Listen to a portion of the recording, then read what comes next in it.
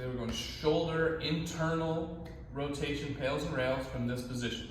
Okay, so we want to be pressed up against it, sitting nice and tall. We're using our knee as a pivot point, so we can go back and forth with some capsule cars to kind of see where this end range position is. We have to keep our scapula down. Once we find that end range, we can kind of put our hand here and push down just a little bit to get into more of a stretch.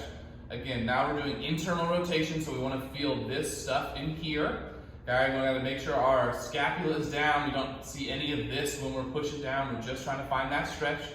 And again, when we're best case scenario, we're sitting in the stretch for 2 minutes and then going into our pails and rails.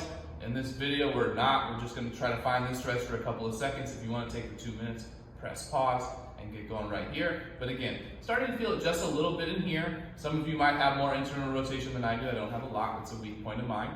Okay, but my hand is here to drive off of. So again, the progressive angle of this is we're driving out of the stretch here. This is the progressive stuff, the stuff that's being stretched, longer stuff. We're going to drive, again, isometrically into my hand this way.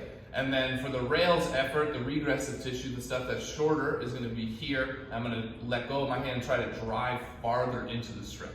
Okay, we're just going to go to 60%, hold for 10 seconds, and then drive into our rails. Okay, so inhale, trap that air low, make sure our scapula is down, and with 10% effort from this stretch, I'm going to externally rotate into my hand, trying to find this back tissue, back of the shoulder, 10%, squeezing this ball for extra tension, 20, building up to 30, 40, shouldn't be shaking quite yet, maybe 50 and 60, we start to shake just a little bit, still not going 100% because I want to feel the right stuff.